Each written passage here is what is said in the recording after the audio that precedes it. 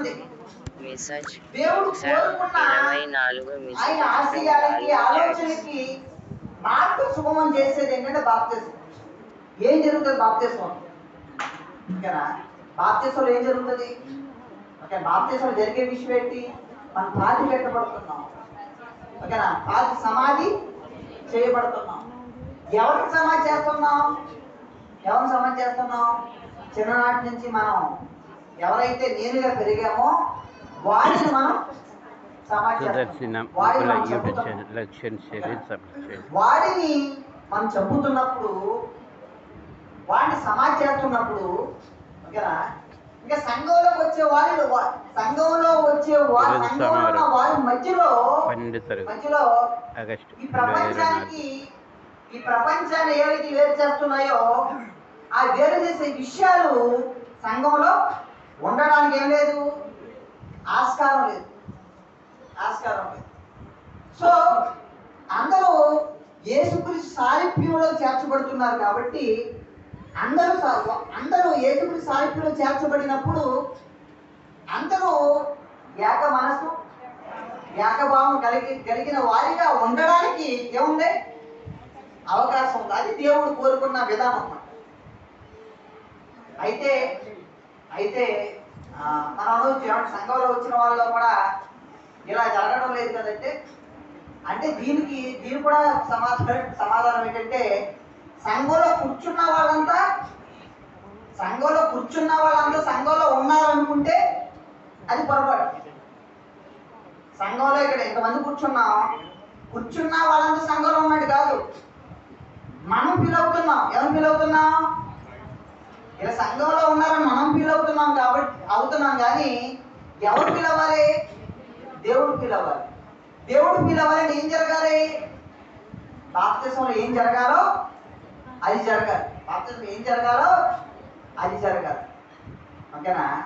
నిజంగా బాప్తిసంలో ఏం జరగాలో అది జరిగిన రోజు నిజంగా అక్కడ దేవుడు కోరుకున్న సమాజం ఖచ్చితంగా ఉంటుంది. అర్థమైంది? ప్రభుత్వ దేవుని పిల్లారా, ఇది దేవుడి ఉద్దేశం.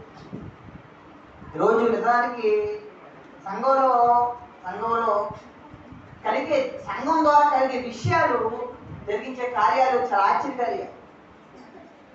నిన్న తాడేపల్లిగూడలో ఉన్నాం. తాడేపల్లిగూడలో ఒక విధానం మనం వెళ్ళాలి కదా. ఎక్కువ మంది సంఘంలో ఏం వేస్తున్నారంటే అందరూ ఎక్కువ మంది ఏకీభవించారు. ఇప్పుడు చాలా మందికి ఇప్పుడు ఎలక్షన్ జరిగాయి. ఎక్కువ మంది ముఖ్యమంత్రి కోరుకున్నారు. ఆయన ఇష్టం ఉన్నా లేకపోయినా మనం ఏం చేయాలి? ఖచ్చితంగా మనం ఏకీభవించాలి. ఇంకా మనం ఎక్కువ మంది ఏకీభవించిన తర్వాత దాంతో ఖచ్చితంగా మనం ఉపయోగపడుతుంది. అర్థమైంది?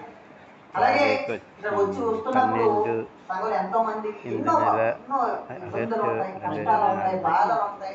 ఓకేనా? కానీ సంఘంలోకి వచ్చిన తర్వాత వాటన్నిటికీ ఒక పరిష్కార మార్గాన్ని దేవుడు ఏం చేస్తాడు? తెలియజేస్తాడు. నిజానికి సంఘంలో ఇన్వాల్వ్ అయితే, దేవుడు పెట్టిన ప్రాసెస్ లో మీరు రాగలిగితే మీకు ఎన్నో ఇబ్బందులు, ఎన్నో మానసికమైనవి, శారీరకమైనవి, లేకపోతే ఆత్మీయపరమైన ఇబ్బందులు ఎన్నో ఉంటాయి. ఆ ఇబ్బందులన్నిటికీ పరిష్కారం మందు ఓకేనా ఎక్కడ జోడిస్తాడో సంఘంలో ఇస్తాడు. అందుకే సంఘంలో వచ్చిన తర్వాత మనకి ఏంటంటే మరికొన్ని రోజులకి మళ్ళా వచ్చేసరికి ఒక బలం, ఒక శక్తి మనకి ఏమొస్తుంది? సంఘంలో వచ్చిన తర్వాత అంతే కదా. దానికి సంఘంలో కలిగిన అద్భుతమైన భావన ఏంటంటే, ఎక్కువ కూర్చుకున్న వాడికి ఏమంటాడు? ఎక్కువ కూర్చుకున్న వాడికి ఎక్కువ కాలేదు, తక్కువ కూర్చుకున్న వాడికి తక్కువ కాదు. సంఘంలోకి వచ్చిన నిజానికి నిన్న ఒక ఆయన మాట్లాడుతున్నాడు. ఆయన ఎంతో ఆనందంగా, నాకు ఒకప్పుడు నాకేమీ ఎవరో లేరనుకునేవాడిని. అంటే ఎవరు లేరనుకునేవాడిని, నా కుటుంబానికి ఎవరు లేరనుకున్నా. ఈరోజు నాకు ఎంతమంది ఉన్నారు, ఎంతమంది సహోదరులు ఉన్నారు. నిజంగా ఒక ఆనందం. ఆయన ఏం చేశాడు తెలుసా? ఆ ఇంటికి స్టార్ట్ కోసం ఇంటి కోసం 1,00,000 రూపాయలు పెట్టుకున్నాడంట. 1,00,000 రూపాయలు పెట్టుకున్నాడంట. నిజంగా ఆయన ఏమనంటే ఈ 1,00,000 రూపాయలు నేను ఈ కార్యక్రమం కోసం నేను చేస్తాను. అసలు నేనైతే అంత కోరుకోరా. ఇతర విషయం అసలు ఒక వ్యక్తి అసలు సదస్సునందు 7 ఛానల్ శరీర 12 తారీఖు ఆగస్టు 2024 తిండి లేని పరిస్థితిలో ఉన్నాడు. తినడానికి తిండి లేని పరిస్థితిలో ఉన్నప్పుడు అతనికి ఆ సంఘం ఉందని భావన కలగకపోతే మన సంఘం ఇంత మంది ఉండి రావుల ఈశ్వరరావు గారి ఏమి ప్రయోజనం దండగమాట. అర్థమైంది? నా సంఘం ఉంది, నా సహోదరులు ఉన్నారు అనే భావన కలగని రోజు ఈ సంఘ పర్పస్ దేవుడు అనుకున్నది నెరవేరినట్టు.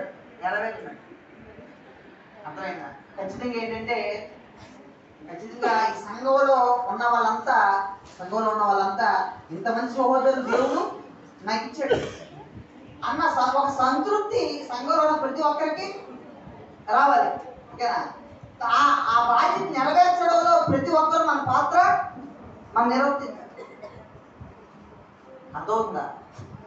ప్రభువుని ప్రియమైన దేవుని పిల్లలు, అలా జరిగిన రోజు ఏం కలుగుతుంది? సంఘం ద్వారా దేవుడికి ఏం కలుగుతుంది? నిజంగా ఆ రోజు మనం బయట సమాజానికి చెప్పడానికి ఎక్కువ కష్టపడవలసిన అవసరం ఉండదు. అర్థమైందా? ఎక్కువ మన మాటలతో, నిజంగా చెప్తున్నా, మాటలతో కూడా మారుతారు జనాలు, మాటలతో కూడా మారుతారు కాదంటల్లా. కానీ మాటలతో కంటే కూడా మనం చూసి మారే వాళ్ళు ఎక్కువ మంది ఉంటారు. ఆ రోజు మనం చూసి ఆటోమేటిక్ ఏం చేస్తారు? ఓకేనా? చూసి వస్తారు. అంజీజనులు ఏం చేస్తారంటే చూసి దేవుడి సంఘంలోకి రావడం ప్రారంభిస్తారు.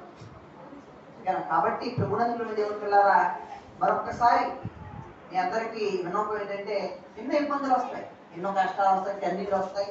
ఓకేనా? ఓకేనా? ఇది చెప్పినా